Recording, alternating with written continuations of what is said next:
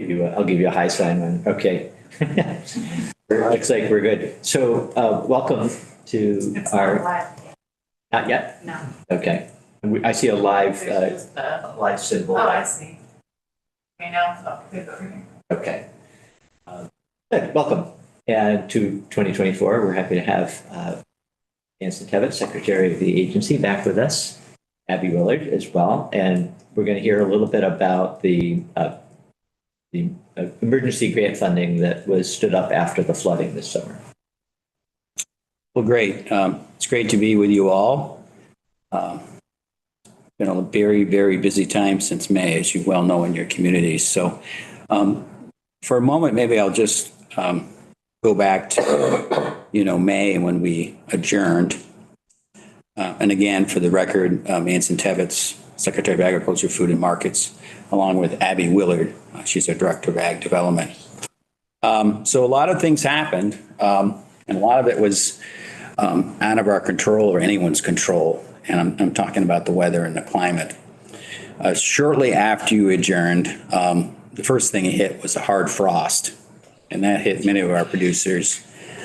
Apple blossoms were destroyed, grapevines wiped out, fruit and veggie industry with significant losses. Disaster declaration came from USDA, and UVM Extension believes the damage surpassed about $10 million. So that was May. June was relatively quiet. July, the first week was okay. Then we know what happened on the 10th and 11th of July, the catastrophic flash flood across the state. You know the stories. Thousands of acres that's underwater, crops destroyed, just as they were about to be sold and put into market in Vermont and across the region. Feed for livestock underwater, thousands of acres of corn destroyed or damaged, debris everywhere. Farmers lost tractors, tools, and infrastructure. And for perspective, I want to show you just a few images from July and also some flooding that just occurred in December. We had another repeat. Well, not as widespread or damaging. December's event has some farmers reliving the July event. Again, more stress and financial losses. So with that, maybe we could just play this short video that shows you the extent of it, most of it along the Winooski and the Lamoille.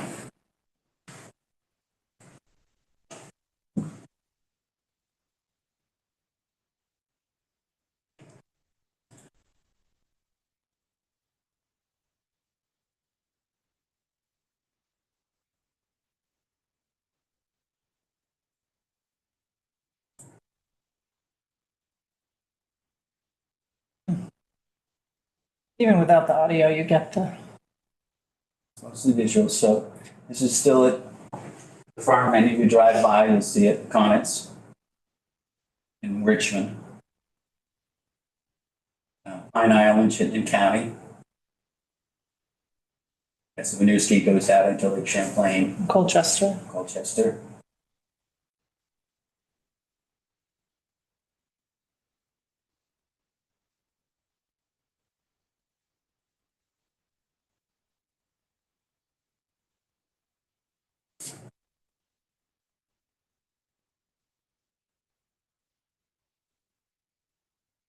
And there was some harvesting that was done trying to get as much out of the Intervale prior to we knew the flood was coming.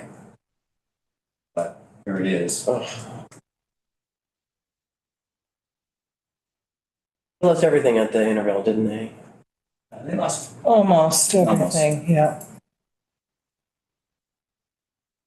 Is this drone footage? Yeah. Yeah. And this is in Essex, Colchester. Paul Moz is one of our significant produce farmers. Just see how high the waters came, almost topping these apple trees.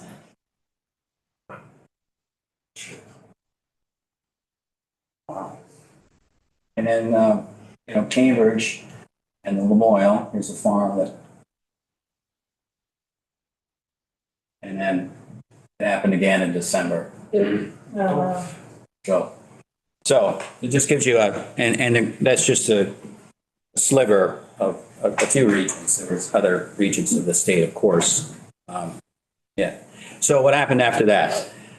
So the agency, the first anything with emergency response is health and safety. So luckily, we did okay with that as far as the health and safety, animals, people.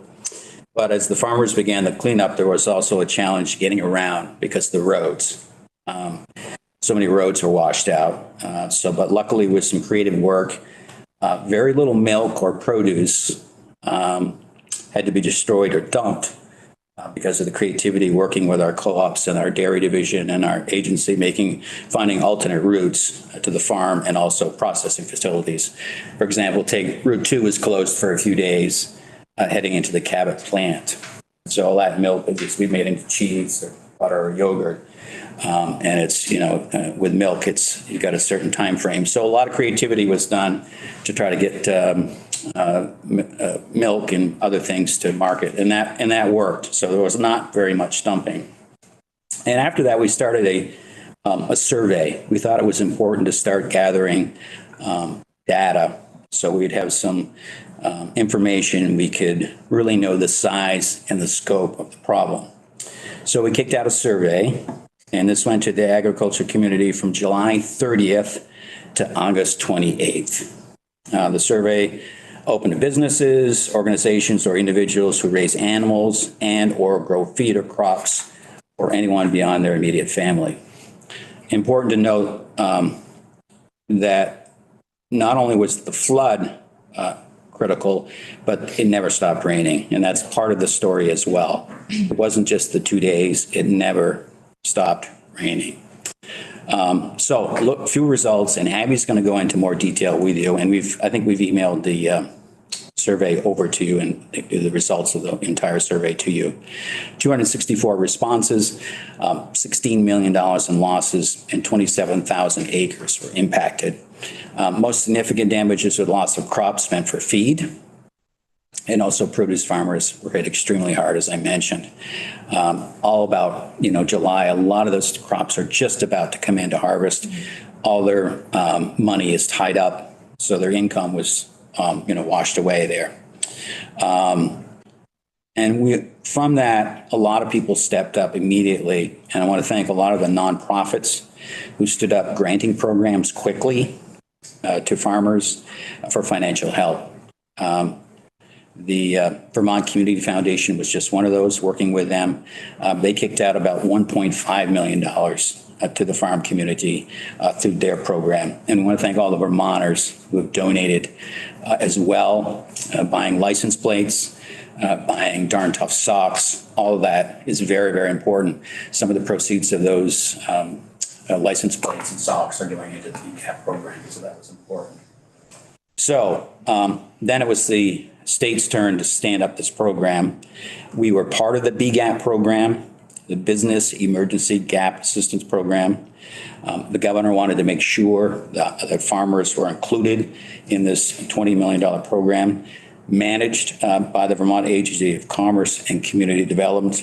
We're grateful for that partnership with Secretary Curley and Economic Development Commissioner Joan Goldstein. And there was a team at the Agency of Agriculture led by Abby. I think we had 6 people working, 7 people working on that program to get money out as soon as we can. That returned about $3.7 million out of the $20 million went to the ag community, 132 in that sector. Abby is going to go into much more detail about that program. But that was significant. We were very fortunate to have those dollars get back to the farm community. As I mentioned, the severe weather continued all summer and into the fall, and it really didn't let up. At one meeting, I remember it was quite emotional. At one point, a farmer got up and said they had not been able to work in the fields for days. And when a farmer cannot work because the weather, that stress was overwhelming at times. I would say that the stress is still out there. Another segment of this is finding feed for livestock was on the minds of many with no real system in place to find feed except word of mouth. and occasional classified here or there. We're excited to stand up a digital platform, a feed finder. So that was one of the things that came out of it. And we want to thank the Agency of Digital Services helping us get that feed finder up. It's a platform that's on our website where farmers can advertise feed for sale, or if they need to find feed for goats, for sheep, for cows, for horses.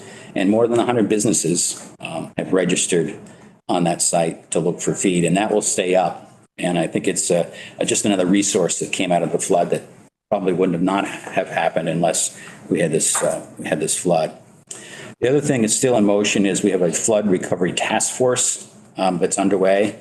It's co-chaired by Dr. Roy Bedford at UVM Extension and the Nicole Dubuque. So they're working on a series of findings and recommendations, and there are a number of partners across the state, including federal partners, that are helping us with that report. And as soon as that's ready, we'd love to share that with you in future meetings if possible. We're also working closely with our federal partners. They're playing a critical role as well, whether it's USDA, NRCS, FSA, the Farm Services Agency, or USDA Rural Development, and of course our congressional delegation. They've all been very responsive and great partners on trying to dig our way out of this natural disaster. Happy to take more questions. Abby is here. She has a fresh report on BGAP and more results of that if you'd like to go into that. But we're here to answer any question you might have as we still try to navigate this particular natural disaster. Great, thank you. Yes, Representative Levitt. I just noticed in the survey results, 70% of the folks who responded had no insurance. Is this something that maybe we can address, or can you speak to why that might be the case? Yeah, we were shocked. Abby Willard, Agency of Ag Development Division Director. Yeah, 70% of the respondents to the survey that we sent out that went from the end of July to the end of August did not have crop or livestock insurance. We knew that Vermont's scale of agriculture typically doesn't fit the mold of federal crop insurance programs, but I don't think that we would have guessed that 70% were uninsured.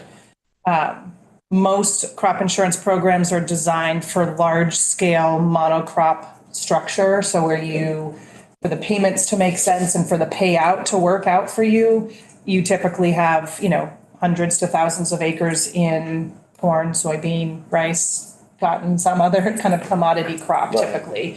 And so, yeah, it doesn't typically fit well our type of agriculture that has multiple crop rotations throughout a season, or smaller acres in even a single crop like our dairy industry that might have corn and soybean, but they only have 1,500 acres total as opposed to like 10,000 acres.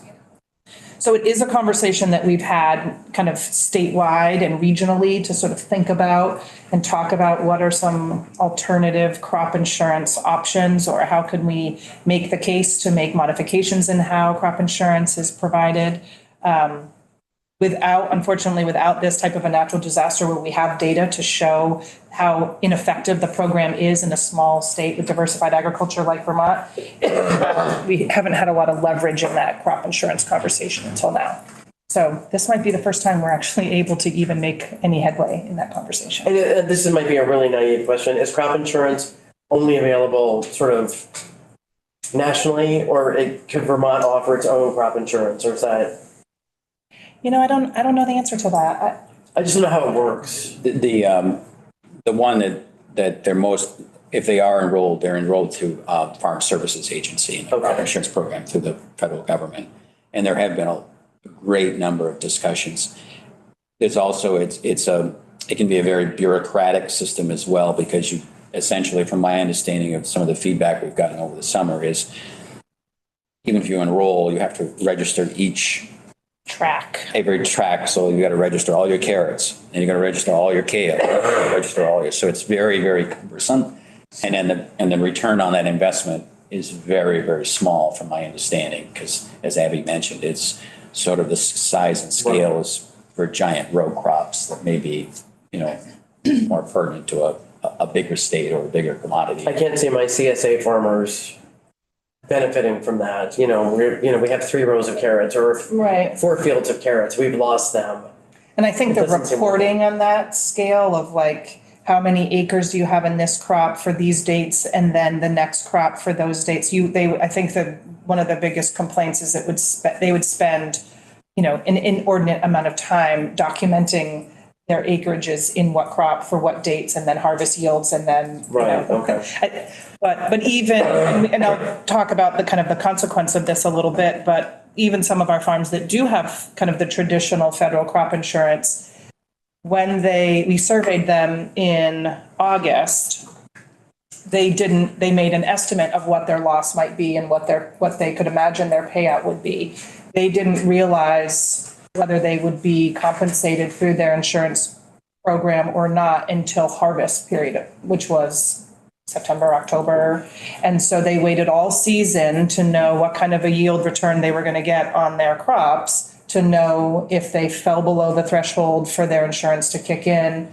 Or there's another category of the insurance is organized by track. And so this one farmer, actually one that was shown in those flooding photos, some of their fields are on one side of the road that are a little bit lower, dipped closer to the river, but it's part of the same track of fields that are on the other side of the road that are slightly more elevated. And so you have to show greater than 50% loss in that entire track for that track to be eligible for an insurance payment. And it was less than 50% because this side of the road was totally underwater. This side of the road was only partially underwater. And so again, even if you were in the program, the way that it's currently structured doesn't fit well for kind of the way that our farms are structured here in our landscape. Thank you. Yeah. There are others that could probably speak, maybe even Representative Graham, about what it's like to have This is crop quite a few insurance. years ago. Yeah. I had, the last time I had crop insurance, it was a wet year. We had a lot of rain. And I was supplying another farm with feed off of my land, plus my own cows. Yeah. And we had, there was a disaster declared, and, you know, and so we filed, and the farm I sold the feed to lost milk because of poor feed. And they said, I lost milk because I was organic, and I got no payment, and it come off the same farm. Yeah. Representative Rice. Yeah, Edson, you touched on the stress piece of this a little bit, and Abby talked a little bit about this over the off session, but just talk a little bit more in depth about what you're seeing in terms of mental health results due to this, and whether it's impacted, whether you're seeing impact of people's desire to continue in farming in Vermont, and then also whether Farm First, what you've seen, happen through Farm First, and whether it seems to have the capacity and resources that it needs to get farmers through these kinds of crises. Yeah, I would say that, the stress is there and the mental health, and I'm glad we do have Farm First. That's a place where people can, if people not familiar with it, it's a hotline essentially where people can go, talk with someone, work through some of the resources, et cetera. We've been fortunate enough to have some federal dollars that have amplified that a little bit that came prior to the flood. I think it was a grant, but I think it's one of those, and I hear this nationally, every state, and USDA is well aware of it as well, of stress and the mental health, because it's in every sector. And I don't know if you want to add anything more, Abby. And again, I'm happy to talk in greater detail, but throughout the summer and fall, when we were talking with farmers about their BGAP application, there was this urgency of need for capital. Like they needed money like right then to be able to pay workers when they looked at their CSA crop underwater and knew that they had nothing to provide to any of their customers. They recognized the revenue loss that existed for the remainder of that growing season. And even just early December, we were still talking with a farmer that grew grapes, lost, 85% of their crop in the flood, and they had not yet gotten their BGAP payment. And they were saying, like, calling me every 5 or 6 days saying, like, we are literally as a business and as a family surviving on credit card debt right now. Like, when is my grant payment going to come? Like, this is so critical for us to just be able to, like, get through, like, not just thrive or be a very successful business, but like, am I going to be able to pay my credit card debt this week, this month? So that was early December, that there was still businesses in that space. That business did get their check and they were very grateful, and, like, it gave them just a little bit of money to kind of carry through. But, and Nancy and I would both say this, that as with Agency of Commerce, there was nothing about the BGAP program that was intended to make any business whole. I mean, they were paying between 20 and 30% of losses. So it's not like this was intended to fix financial hardship or cover the economic loss and lost revenue that businesses experienced. But so that's not the full solution, right? So they have had to rely upon who can they talk to? Are there different markets? Are there different crops? Could they replant, in a different field or change their farming practice to try something new that they hadn't intended to grow that season? I think there was a lot of that kind of creative solution making that people were exploring to try to generate revenue this growing season. When we talked with Farm First, and I think we chatted about this, Representative Rice, Farm First in August had double the enrollment in calls than they had had previously, so prior to the flood. They didn't have the capacity to even respond to that demand, really. They have trained counselors, they have a peer network of farmers that can respond and be available to talk to businesses about their losses and their stress and their mental health. But even still, it was like a greater demand than there was capacity for. That has lessened. So like in conversations with Farm First in the last month, they're back to kind of a manageable workload again. So they're not getting as many calls. I don't know that means that the stress and the mental health has recovered, but it means that businesses aren't reaching out for the same level of services that they were in July, August, and into September. As for like farms that, whether they'll continue to farm, I think the Intervale is an interesting example.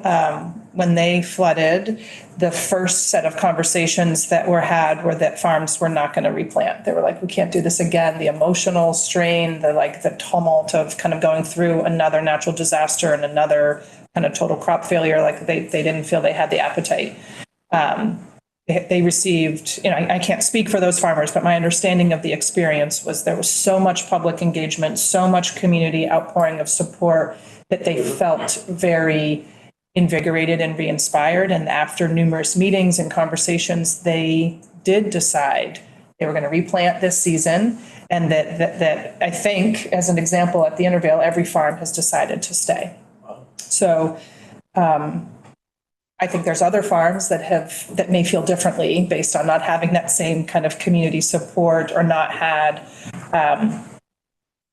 the same background. The Intervale community put out grants to their farmers as well. So that was very much limited to the Intervale, but. The Intervale and many in that same corridor had gone through Irene as well. Yeah. And the Intervale was interesting. They did make some mitigation. They did some mitigation work that helped with some of their infrastructure there. And that might be something you might want to follow up conversation with them. Mm-hmm. But they did have some of their buildings survive this time because of what happened in Irene, and they made some adjustments of how they were built, placed, et cetera. So some of that. Between Irene and this event. Yes, yeah. Between Irene and this event, they were able to, some of the critical infrastructure, I think it was a big storage facility they used, survived. But the farms, one of the first grants went out to the New Americans that they farm in that area as well. And they got some, and that was, heartbreaking as well. They're relying on for their food and et cetera. But with the help of the Community Foundation, we were able to get some dollars to them quickly so they could get back. And that's the other thing is the debris, the issue of debris is not over. It's everywhere. If you see it, it's, some of taking care of it.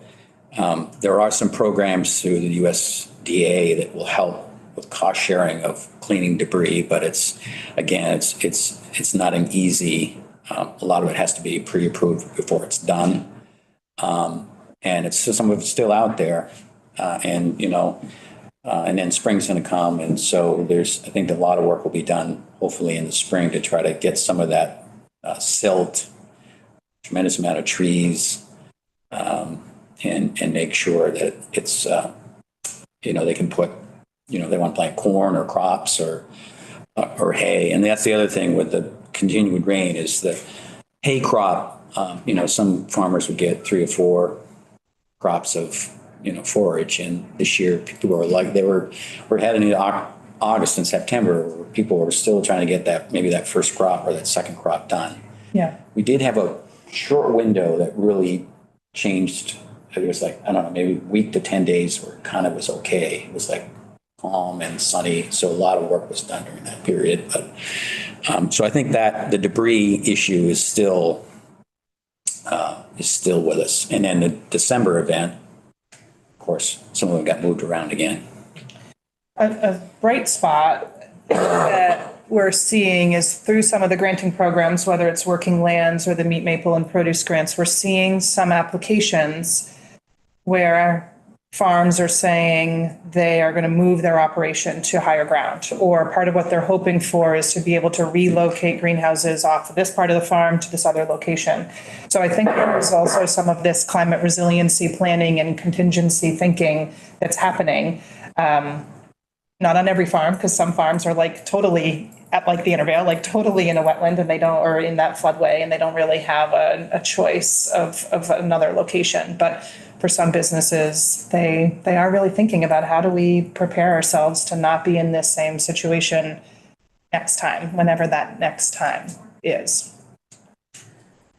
Abby, you've got other information you want to present. I just wanted to ask for my own purposes. I'm not remembering the relationship between Farm First and the agency or the state.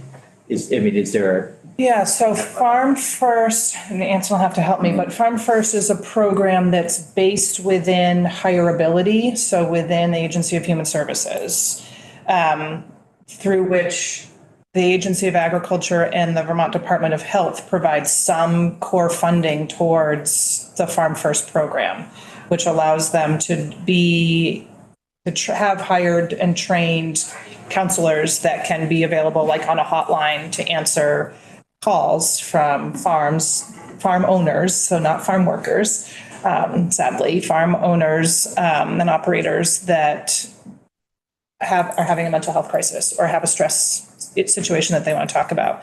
As Anson mentioned, both Hireability and the Agency of Agriculture both received federal funding through this Farm and Ranch Assistance Program a couple of years ago that has augmented the work of Farm First. So that's when we created a peer-to-peer farmer cohort, additional trainings, and expanded the capacity for the program to be able to respond in new and different ways and larger reach for supporting farmers that have mental health needs. And agency employees were trained on to be on the lookout for stress or mental health issues when they were out in the field.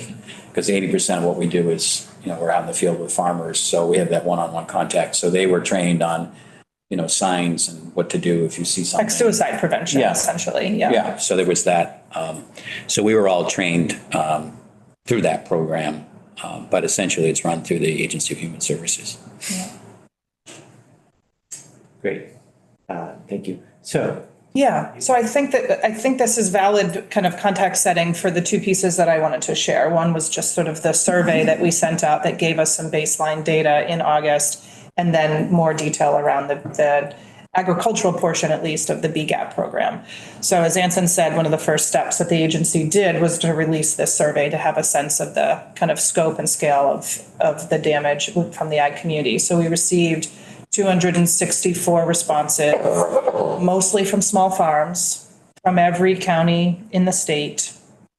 As Anson said, they were mostly acknowledging a loss of crop, a loss of ability to send product to market, and just land damage. So damage to soil or erosion from the water. We saw it across every sector. So Christmas trees, maple, egg, produce, dairy, livestock, just crop farmers. So it was not a natural disaster that was targeting one sector over another or one part of the state over the other. There were certain counties, obviously, that were harder hit than others, but there was reported damage and loss within every county.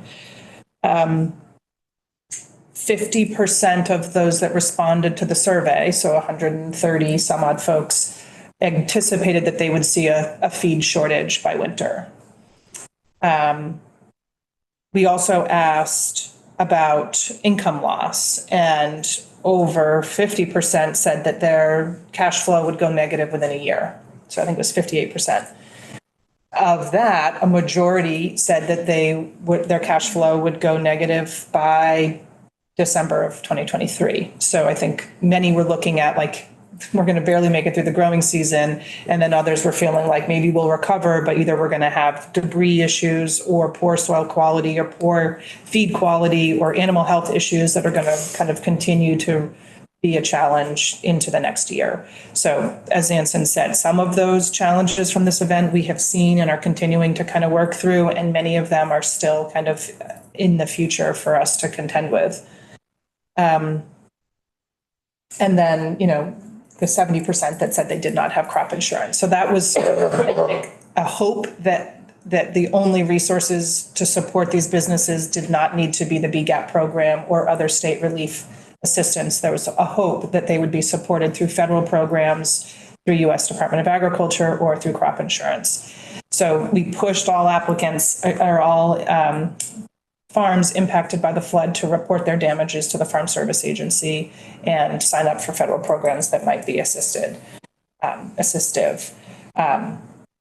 I think there's some success stories there, and also some challenges of just the pace with which federal program dollars get allocated to the state and then distributed to the farms in need, which I think has just been what's so challenging about this disaster. Is people needed money like 4 months ago, not 6 months from now. So we used that data. So again, $16 million was estimated in losses across 27,000 acres. So 27,000 acres is about 3% of all ag land was affected by this flood, which is pretty significant, actually, when you think about what things looked like at the end of August. What we learned was that producers, businesses woefully underestimated their losses. Like, they thought they knew what they were going to see for loss or land impact or crop yields, and they were optimistic and that the losses were far greater. So that little snapshot in time really then got magnified by the BGAP program. So that's when we started in August. So the application for BGAP opened on August 3rd, and that was when Agency of Commerce state announced $50 million that would be available to cover physical damages. So physical damages is not revenue loss. And so this was one of the other differences. So it would cover loss of inventory, which is essentially crops or food, infrastructure, which could be buildings, but would also be your soil and your land, and then equipment and machinery. But it didn't cover revenue loss. So like if you didn't have any crops to kind of sell at a farmer's market, like that loss of sales was not captured. Or if you were a flower farmer that grew flowers for weddings, all those weddings that you had to cancel were not covered under this application. Or if you were a horse facility and couldn't offer riding lessons because your horses all were standing in water in your paddock, like that loss of revenue from riding lessons or trainings or workshops wasn't covered under this program. So again, the program was announced to not solve all problems and make every business that had experienced loss whole. But I think it's just an important distinction that the program never intended to capture those revenue losses, and was primarily looking at physical losses.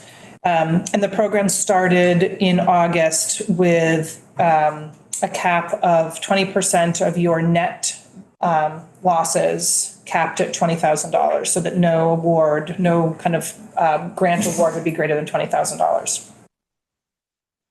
Then on September 21st, so we were accepting applications, the first payment, so the application opened on August 3rd. The first payments were made on August 14th, which is like a miraculous turnaround for government, which I do give Agency of Commerce a lot of credit for standing up a program and getting payment in 10 days. So that was the beginning. And then there was like this onslaught of applications and everything kind of like screeched to like a far slower process. On September 21st, I think out of the 20 million, I think there was like 6 million that had been obligated. And so the decision was made to release the cap of $20,000. And instead of covering only 20% of those net uncovered physical damages, to cover 30%. And so then there was an even greater response. I think many businesses who had been maybe holding back and not applying when it was only 20% and capped at $20,000 applied. Or people started to really recognize in the fall that they had greater losses and more damage than they had originally anticipated, applied. And so by the application, the BGAP application closed on October 27th, so about a month later, and the program was oversubscribed. So there was more than $20 million in requests and applications. And sorry to interrupt, Abby. It's okay. And we're not just talking about ag farmers or the agriculture. No. Here. Yeah, so I'm speaking like the full spectrum of the business emergency gap assistance, which was manufacturing, retail, human services, agriculture, restaurants, yeah. So yeah, many sectors, all business sectors. And the way that the program was structured was Agency of Commerce reviewed and received all of everything but agriculture applications. And then our agency reviewed and communicated with ag applicants. And we had hundreds of phone calls and hundreds of conversations every week with businesses that were calling to figure out how to apply and what do I do and how does the portal work and how do I log on and then what do I need to provide. And we we did not track how many phone conversations we had, but I'm sure it was, short of 400 or 500 phone conversations. And then there were 166 applications, I think, that we received, 163 ag applications. And each of those applicants we probably spoke with on average 2 to 3 times. And they would submit information and it would be considered incomplete. And we'd reach back out to them and have them finish the application components and resubmit. So there was, again, hundreds of touch points with applicants, helping them try to finish and submit a complete application, as well as connecting them to other resources. So the Farm Viability Network and the regional planning commissions. And there were so many technical assistance supporters and resources that were employed to try to figure out how to best support applicants submit a successful application to the program. The eligibility was relative, I'm sorry. Representative O'Brien had a question. Oh, I'm sorry. I was just unclear, Abby. Where did the 20 million come from and then the 3.7? Was it like a composite, like USDA, said we'll front money or Vermont had to front it and said sort of like FEMA and Army. The state money, yeah. Yeah, state money. You'll get reimbursed. My understanding is it was borrowed from a fund that had some flexibility in it to use it, but it has to be paid back. And I think I remember correctly, it came from broadband. Some broadband, and working with some of the committees at the legislature, they were able to work with the administration on, they could use that. But I believe that those dollars need to be paid back. But that was the fund that they could quickly divert, without the legislature being in session. Essentially. Does it work like FEMA then? Will the federal government? No, I don't think we will get reimbursed for these dollars that have been deployed out through FEMA. Right. Yeah. I don't believe so either. We're hopeful that Congress will do, some appropriation to the state of Vermont, and, agriculture will be included in that, but that's in a discussion in Washington, and there are other states. I mean, they do it, they have done, each state, I mean, there's so many states that have had disasters this year. It's like endless between fires and floods and hurricanes and tornadoes and floods. So that's still on the table down there. So there could be some direct money at some point could come to Vermont, but that's to be determined. And not to sidetrack on this, but yes, I mean, my understanding is exactly as you described, that the money it's state money and it was borrowed and will be paid back somehow. We can better understand that, but it's not going to be reimbursed. And I was thinking it would be helpful for the committee to have a better understanding of what federal grant money is available, but maybe it's a very short answer that there isn't, in terms of grant money, the federal government is not writing checks typically in emergencies to businesses. Right, I can just talk about that. So the farm side of it.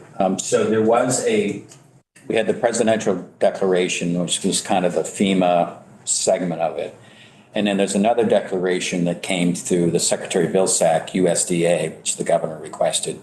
So USDA granted a federal disaster declaration for agriculture in Vermont.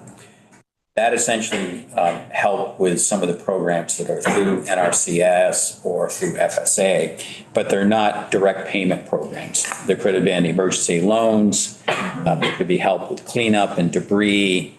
There could be, new low interest loans, refinancing, those type of programs.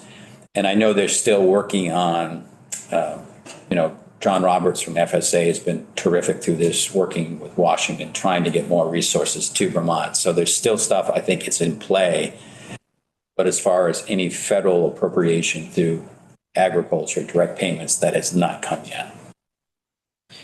Yeah, I would agree. I think it's these low interest loans that were kind of what was unlocked by the national declaration of a natural disaster, which again, I think upon first blush, everyone was like, no one needs another loan, which I think is true, particularly in the ag community, but some may have had to rely upon that to just get through. And so I think it is, a component to recovery or response stage of an emergency for a business. But yeah, it's not, the BGAP grants are not loans. That is like to be spent on your ag business and doesn't need to be repaid. And that's the sort of, as was the Vermont Community Foundation, as was the NOFA Farmer Emergency Grants, those were all kind of like fast cash to kind of like help you cover payroll, pay your bills, like get through the weeks and months kind of following the flood. And I think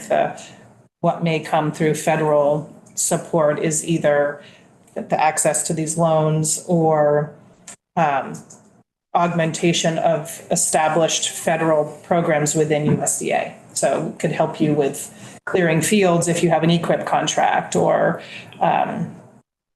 particular practices that are already associated with an established program. But you have to apply and you have to wait and you have to be ranked and then you have to get your money be awarded. And it's like it takes a year. So it's not something that happens quickly through the federal programs unless there is a relief package that Congress passes or something. Mike, do you have Yeah, just the difference between the 163 ag applications and the 132 that were granted, is that mostly because of oversubscription or because of ineligible applications? Mostly oversubscription, yeah. So, yeah, we made 132 ag BGAP awards and had 163 apply. And they were, the way the program was run was on a first come, first complete application received process. So we reviewed applications based upon the date that they were submitted. And then we, like I said, we did a lot of that back and forth. Oh, you're missing this, your W-9's not correct. You need to give me more explanation for what your revenue loss was or your inventory loss was. And so then as we negotiated back and forth, once we then submitted it as, or deemed it complete, then they would be ready for payment. So And when it went from 20 to 30, they did not have to reapply. They were just given a second check. Yeah, and so we did process 15, what they called supplemental awards. So in addition to the 130, there was 132 ag businesses that received awards. Some of them got two checks because they applied when it was 20%. Then when the program cap was removed and lifted to 30%, we reevaluated those applications and we gave them a second check to bring them up to the 30%. So we did 15 of those in October. And I'll just say from an eligibility standpoint, the ag applications were for those businesses, same as the survey definition, if they were growing or raising crops or livestock for sale, not for human use or for family use. And if they were doing on-farm processing, they would apply under agriculture. If they were doing off-farm processing, then they applied under manufacturing. So they would have been reviewed by the Agency of Commerce. So again, there was 132 applications at the Agency of Agriculture submitted for awards. I'm sure there were other aspects of the food supply chain and food system that were reviewed by the Agency of Commerce, like some of our cannabis producers that didn't grow crops but just made products. So for example, they were reviewed by Agency of Commerce, not by the Agency of Agriculture. And if you were not a dairy producer of milk, but just made cheese, you were under manufacturing and reviewed by Agency of Commerce, not by the Agency of Agriculture. Or slaughterhouse that didn't have your own livestock, that wasn't considered on farm production or processing. So it didn't get reviewed by us, but instead under manufacturing or another category within the commerce application. So I just want to say there's probably more, there's definitely more than 132 awards made in our agricultural sector. It would be interesting, I would find it interesting to see if we could get a breakdown of like what that whole ag and food systems picture looks like. Yep. I can give you, I think we can do that. I'll just kind of jump to this piece. One of the things that we're doing now is sort of comparing the businesses that that completed the survey in August with those that applied for BGAP to see how many were overlapping, how many people said they had damage, and then how many applied for relief payment. There's only 68 farms that were overlapping, which means that there was a lot of unique farms that completed the survey that said they had damages that didn't apply for BGAP and vice versa. Many that applied for BGAP that didn't complete the survey back in August. And when we look at that aggregate list of 300, let's see, I just did these numbers, 359 businesses when we combine the two data sets. The total food system damage, which would be restaurants, food processors, as well as farms, was over 69.5 million in damages. That doesn't answer your question exactly, Rep. Rice, of like how many of them received grants through BGAP. But I think that we can use that same combined data set that we have to kind of get that answer. So yeah, I'll add that to our list. Representative O'Brien? I just was thinking about that organic dairy relief grants and this and that. Well, in both cases, the agency had to set up the requirements sort of and metrics, right, for how to stand this up, which, because it was Vermont money mostly, so I assume that the farmers were much more appreciative than going through federal requirements, which as the insurance is much more. Yeah, anytime you can, if it's just general fund state money, it's much cleaner, much easier to manage and much easier to, get out the door. So, yeah. Yeah, but I mean, I definitely, but then obviously we don't have enough resources to meet all the need. So this is where it's like that partnership of we need all, right? To kind of provide the support that businesses need. We're part of the puzzle, and there's other pieces that, there's the nonprofits stepped up early on to get money out the door as quickly as possible. There's the federal government, there's us. So it's like just a puzzle we're all trying to, and at the end of the day, we're probably going to be short. It's just a natural disaster, so the losses will be, but the goal is to maybe get them to the next day next day and the next day and the next day. So a couple of, Has there been any discussion about, at the agency, of setting up some sort of emergency relief, fund that's almost like a little bank that can be ongoing? Just because I know municipalities are dealing with this now, because FEMA will pay for roads washed out, but 2 years later, so, but you have to pay contractors up front, just like you'd have to pay farmers. So I wonder if there's ever discussion about this sort of, revolving fund, because we just have more and more of these kind of natural disasters. We haven't had any, detailed discussions about that, but that's one of those, it's like the school boards have the bus sinking fund, and I don't know if they ever have those. If they're not contracting out, they always put a little bit of money away, buy the bus or something like that. And, I think we've toyed with a boy, because we do have from time to time, there's like, maybe it's a mini disaster, a mini farm disaster, and we want to help. There's not any really program that we can, get some money out the door quickly to them. So we talked about it, but it's just a matter of, there's so many needs. Are we willing to, as a state, put some money in there in a savings account and wait for that rainy day, no pun intended, but, waiting for that day to come. We talked about it, but I think it's just a matter of like, there's so many other day-to-day needs, whether we can discipline them not to do it. And if the money is there, that's the other issue. yeah, I mean, along the same lines, when we have, as an agency, sort of did like a debrief of the BGAP process, that was one of the things that we identified, that wouldn't it be great if we did have that kind of relied upon kind of when can we access in a time of emergency funding source, plus a team that we can kind of dedicate to flood response. So when we started the BGAP, we had 2 of us that were doing reviews, and we thought, well, we can keep up, like 2 staff felt like enough. And then we went to 5, and then we had 7 that we were like, okay, 2 of us couldn't do it. It was too much work for us to kind of manage and follow up on. So, but we just pulled people from other duties or added to tasks. Like we didn't hire anybody. Like we didn't add any any additional capacity. We just added workload to people, which I'll be honest was hard because we had just kind of recovered from COVID and we were all like, okay, we're like back to normal. It was sort of feeling like, here we go. We can kind of get back to some of our own strategic strategy thinking, kind of what do we need to focus on? And then this was like the next thing. And so the third piece was sort of the resources of, a dedicated team, and then like really having a plan of like, what do we do? Because this is happening again. I mean, it happened a little bit in December at a smaller scale, and I'm sure, the anxiety and the kind of emotion around the way that people reacted in December, and just sort of, I think, speaks to like how this feels very, very raw and real for all of us that needs to happen again. And again, whether that's this winter or that's next year or it's in 5 years, I guess that's the piece we don't know. But sort of being better prepared than we were as an agency to sort of be able to respond more. I think we did respond quickly, but I think we would like to be able to do it more quickly with greater resources and increased capacity in the future. How that'll happen, we haven't done anything more than kind of identify those needs as part of our kind of after incident view.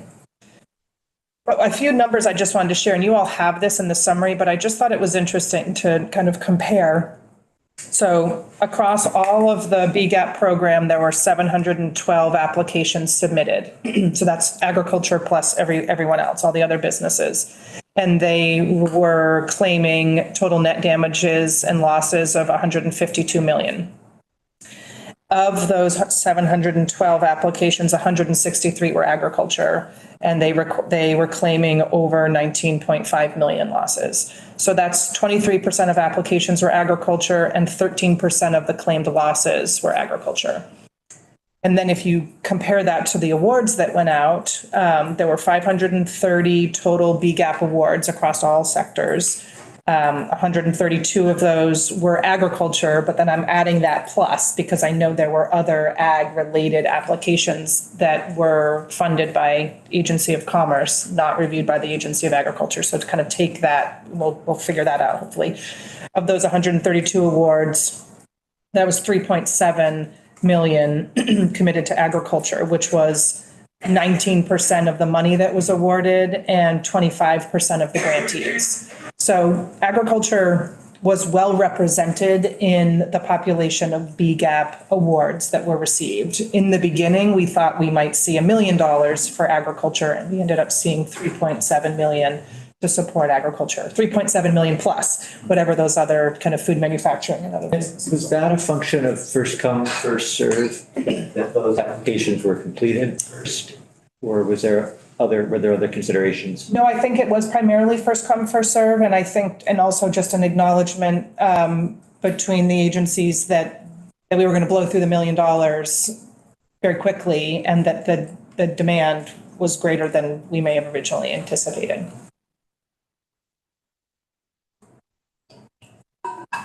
I cut you off again, Abby. That's okay. I had another question. Do you have more that you wanted to share? I think, yeah, I'd love to hear your question. Yeah, I'm just wondering what, if you can sort of types of agricultural businesses that benefited from this, if there is a type. And then if there were types that didn't qualify just because this was not a revenue loss program, it was inventory or capital equipment. I don't think there was any ag application that I can remember of the 163 that we reviewed that we outright denied for eligibility. There were some applications that we felt were what they claimed was very different than what they were eligible for an award. So for example, one of the common application components was an applicant would say, we didn't get first cut. And so the first cut of hay has whatever value. But because it continued to rain through all of July and all of August, we also didn't get second cut, third cut, or fourth cut, which is true, they did not. But we felt like those were projected losses that this program couldn't cover. So we were only able to cover that first cutting that was lost because we were like, well, maybe the sun's going to come out and you're going to be able to get a second cut, or maybe, whatever. So that was a huge discrepancy between what people had hoped they would get compensated for and what we were able to consider as a total net damage. So that really brought a lot of application totals down from what they would have liked to receive to what we were considering as an eligible cost or eligible loss. What else? Like those folks that maybe grew hops or grapes or produce, we could cover the cost of the crop lost in the field, but not the projected value of that crop being turned into some sort of value-added product. So like they got covered for the loss of the grapes, but not for the loss of the wine that they didn't produce, or for the loss of the berries, but not for the jams and the other products that would have been higher value, which is why many farms diversify and do value-added production. So again, that was like a piece that this program wasn't really well positioned or equipped to cover. But we saw applications all over. We saw dairy, we saw livestock, we saw produce, we saw, hemp production, we saw Lavender farms. Yeah, flower farms, herb farms. Yeah, there was really there wasn't a particular type that only qualified or that was even a majority of the applications. It was really pretty diverse across all sectors.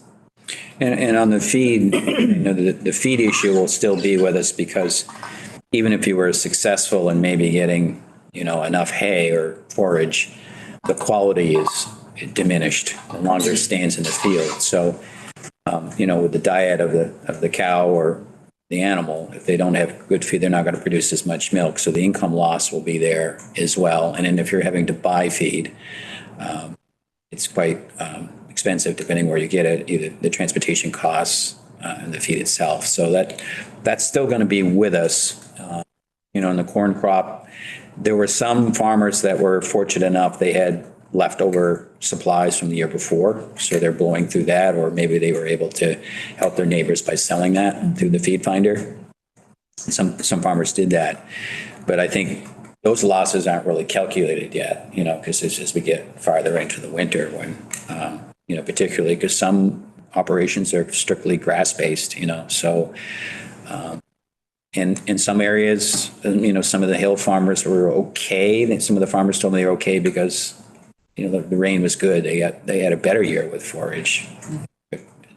Very few, but it was occasional. So it was, depending where you were. But the feed issue, I think, is one that we will continue to keep our eye on. And the federal government may be an avenue that may be able to help us with that in the future. I know they're trying to work on that down in Washington. That's a program where USDA may be able to step in and help a little bit with the resources, but that's to be determined.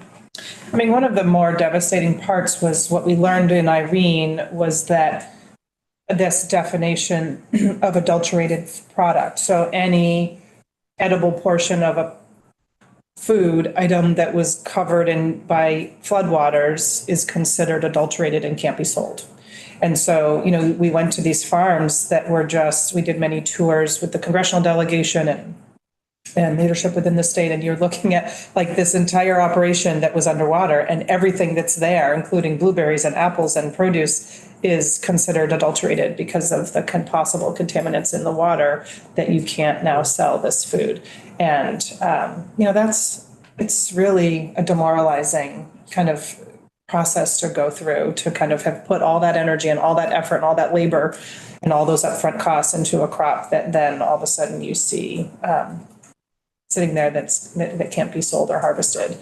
And a similar story for the livestock industry where, they couldn't graze their cows because there was so much silt in the feed, or that their bunks of stored feed that they'd already harvested and paid for and put up that was floating down the river or had been flooded with floodwaters that they couldn't feed, or they were willing to hold on to and test it and see if it had mycotoxins or other kind of contaminants or bacteria growth. And I think one of the team at UVM Extension has been getting lots of updated information and data from the nutritionists that provide a lot of technical support to the livestock industry. And it's terrible. Like the feed is terrible. The long-term implications on animal health and reproduction and breeding back is going to be very terrible. This is the long-term effects of having poor quality feed and flooded